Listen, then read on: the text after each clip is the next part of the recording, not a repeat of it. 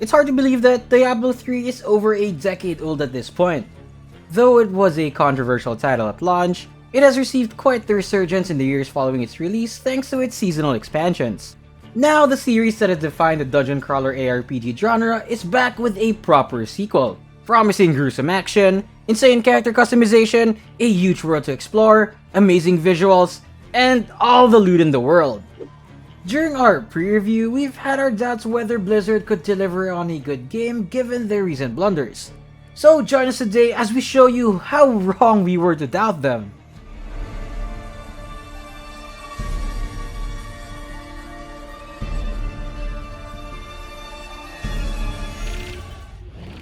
Any doubts we've had with Diablo's transition into an open world have now been cast aside because the world of Sanctuary is probably one of the most immersive settings we've ever seen in the series.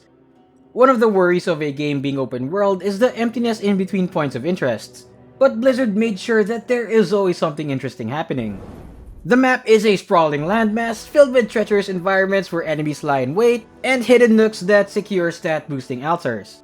Treasure chests dot the landscape containing a variety of loot, and dozens of dungeons and strongholds are open for daring players to explore and reap the bounties. Unlike previous iterations, dungeons are now discoverable tangible places on the map rather than places you just warp to, fully utilizing the new open world nature of the game. Players will also find side quests scattered across the land that can earn the player renown. To guide some merchants through the mountain pass, but were attacked by bandits. Renown can in turn be used for loot, additional potions, and other worthwhile bonuses. The game is both a completionist and an explorer's dream. World bosses also spawn in the vast overworld for players in the shared world to battle together for glory and loot. Other players? Yes, you heard that right. Diablo 4 features a shared world system which allows you to see other players on the map, so you can more seamlessly engage in multiplayer. To make sure that the overworld is still challenging, they've limited the amount of players in hostile areas. However, you will be able to see more players in the city taking a breather. So maybe stay a while and listen, and perhaps you can find a new demon slaying partner. However, Diablo 4 is an action RPG. Emphasis on action! Which means that annihilating hordes of demons is the name of the game. And fortunately, Diablo 4 has managed to fit its combat seamlessly with its element of exploration.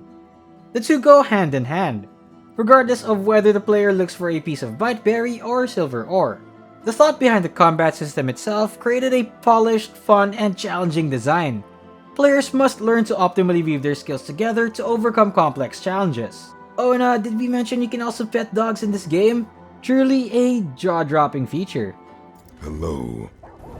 To aid the player in their exploration and combat endeavors, the game also features one of the better built customizability features compared to any of its modern-day competitors. Diablo 4 is one of those games that are impossible to fully experience without investing dozens of hours. There are 5 classes available at launch, and each class has many different skills and gimmicks to specialize in. Though people who aim to optimize their playstyles will eventually defer to a handful of builds, those willing to experiment are presented with a dizzying myriad of options. This means that each class can play wildly different depending on the player's choice. Diablo 4's branching skill trees further reinforce this idea, allowing the player to choose only the skills that interest them while completely ignoring the others. While some may argue that this was implemented to align with the limited 6 skill slots, it's still a fantastic way to encourage build diversity. Further reinforcing that diversity is Diablo 4's improved accessibility to respec your skill tree. With a reasonable price and unlimited opportunities to do so, the game now offers players more chances to see what really works best for them. Even making temporary changes to your skills out of necessity becomes a viable option. The cost of respecing your character does increase as you level up, but it never gets too expensive that you wouldn't be able to afford it. As if that wasn't enough, the selection of items also expands the customizability. There are so many items to choose from when deciding on a build.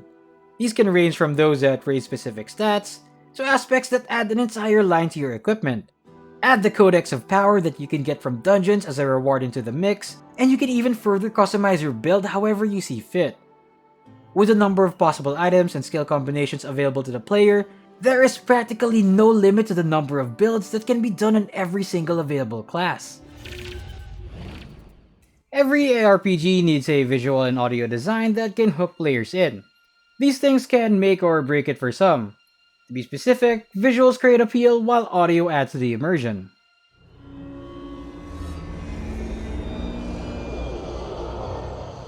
While we were skeptical in the pre-release video of how Blizzard could make an isometric dungeon crawler look visually appealing, Diablo 4 threw all that skepticism away when we saw how visually appealing the game was. It's one of the most beautiful ARPGs, with stunning landscapes, dismal ruins, fantastic landforms, and vibrant flora. So much care has been put into the design such that snow craters upon being stepped on, and debris scatters when disturbed. They also delivered on their promise of creating a seamless open world with their smooth, detailed, and meticulous visual transition from one environment to another. The effects in combat look brilliant, with well-placed carnage that doesn't impede one's sight. And as a testament to Diablo 4's excellent audio design, each encounter feels like an epic showdown regardless of scale. The sound of arrows being launched off a player's bow, or a blade ripping through flesh is very well defined.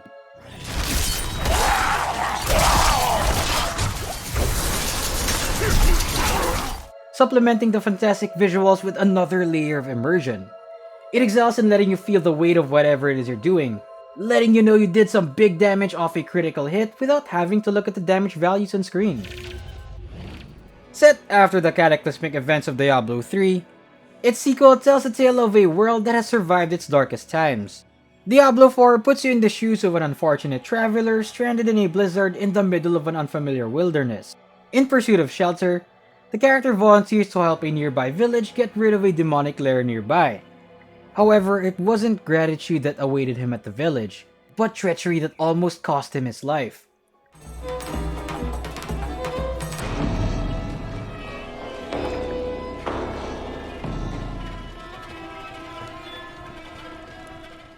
Forced to drink the blood of the Daughter of Hatred, the protagonist finds himself on a path chasing her trail. One thing that stood out for us in the game's story mode is how well the main characters were written. They aren't just fighting for a vague sense of greater good. Instead, they each have motivations that drive them to do what they do. Their motivations vary from a love of family, to a love of their people, and even vengeance. Some motivations are based on grander ideals, while some more personal. This is especially true for the game's main antagonist, as Lilith's layered motivations put her a step above most Diablo villains. The story is a noticeable improvement over Diablo 3, and is actually quite captivating. But if you're looking for a strong narrative like something from Disco Elysium or Dragon Age, this game might leave much to be desired. Additionally, the environments themselves tell stories of their own as well. Rather than just a background for your exploration, each ruined building or corrupted area tells events that have played out over the game's timeline. Sometimes players themselves bear witness to towns falling into ruin, or lush forests giving way to corrupted swamps.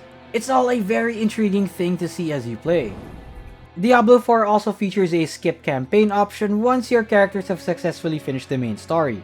Since there are areas that are story gated, being able to get right into the endgame action when creating an alternate hero makes Diablo 4 feel a lot less of a slog on subsequent playthroughs.